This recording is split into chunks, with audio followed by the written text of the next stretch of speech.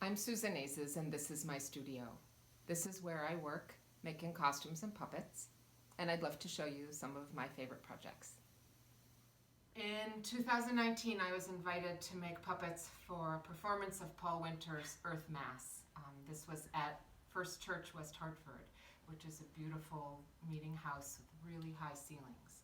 So Paul Winter Consort was going to come and play this piece of music, and I made puppets to go along with that performance.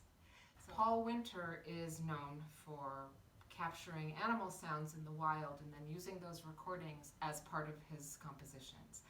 So we chose 3 of the animals that you hear in the music, and those puppets flew and swam through the space during the performance.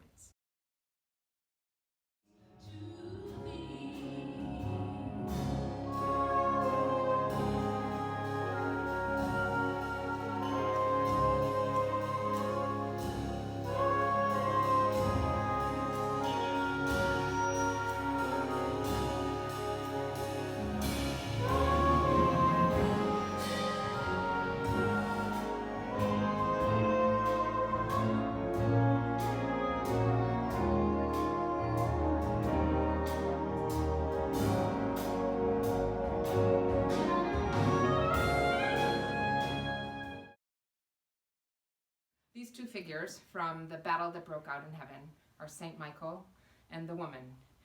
And they each are an example of designing a puppet from the beginning based on what you want it to do in the performance. So this woman, her job is to walk up the aisle, that's all. So she doesn't move very much. She has a pole inside so she can be carried high up, but that's all she has to do. She doesn't move. Saint Michael, on the other hand, same visual vocabulary, but he has a bigger job to do. He is a warrior. So he goes into battle with that sword in one hand and the shield in the other hand. His wings open, his head can move all around, and so he's designed with those motions right from the beginning.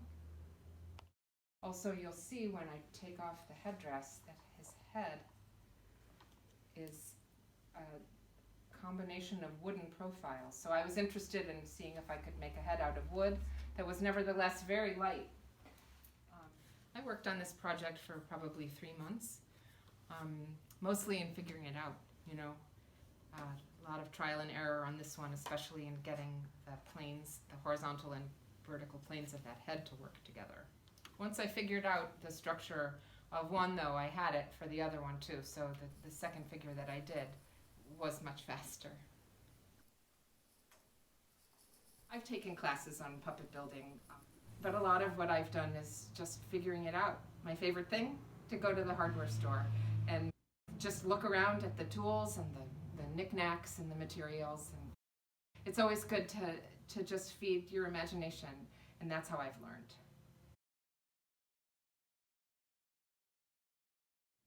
Some of the most intricate puppets that I've made have been for shows that you don't think of as puppet shows per se, but that have a puppetry element in them. This is a chicken that I made for production of Into the Woods.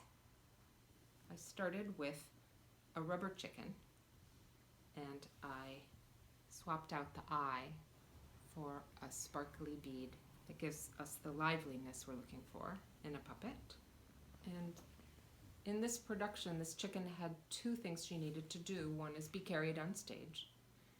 And so I gave her a head turning mechanism that's controlled by this knob so that the actor who carried her could change where she was looking during the scene. The other thing she needed to do was run across the stage, so she has a running mechanism that's separate. This was a really fun project.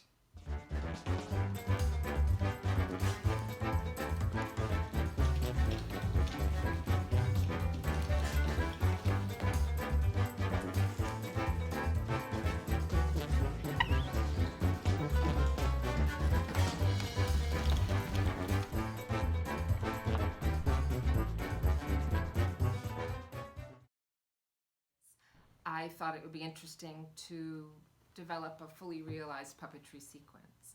Since I already had this lion head from another project, I turned to the story of the peaceable kingdom from the book of Isaiah. In that text, the wolf shall lie down with the lamb, the leopard and the kid together, and the lion and the calf, and the little child shall lead them.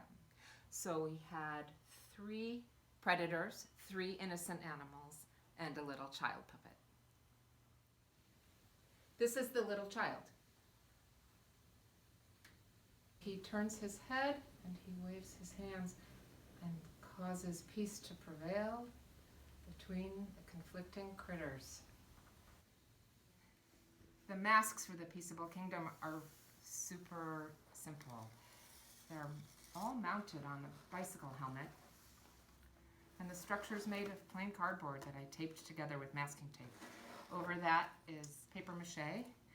The eyes are made of super lightweight and shatterproof Christmas tree ornaments. So the helmet is mounted so that the actor can see fully what's down below them, but they have to remember that the eyes of the critter are looking from above, and that's part of what they have to remember in performance. This little guy here is called the kid, and he's just carved really simply. His head, his body, and his legs are just profiles of foam with some paper mache added. And he has a spring inside his neck, so he can really look every which way.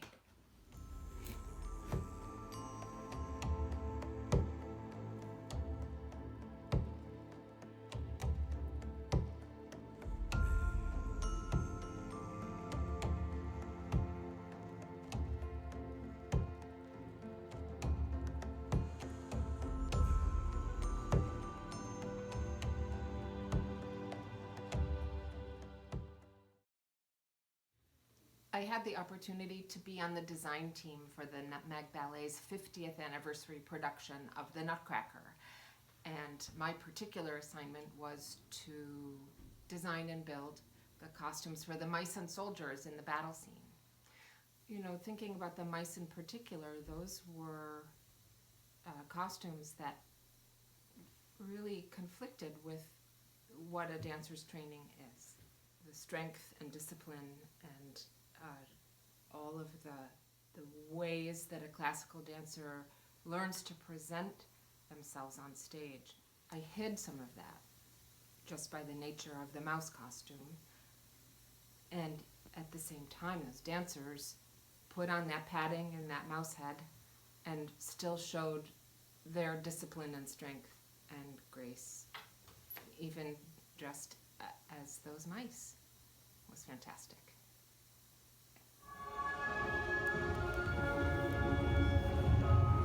Lots of feet.